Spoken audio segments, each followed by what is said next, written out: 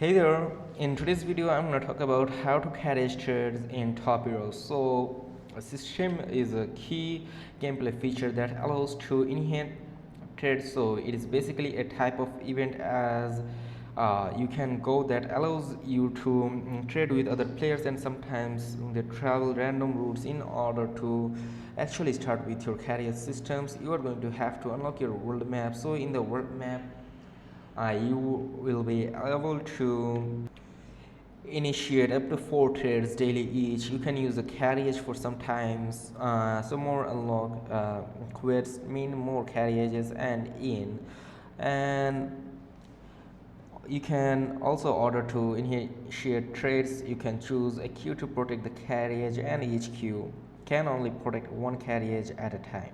Now, when selecting a carriage, each carriage has an opportunity to change their reward for free. So again, unlock your cash systems by leveling up your castle to level 2, as you can see this one.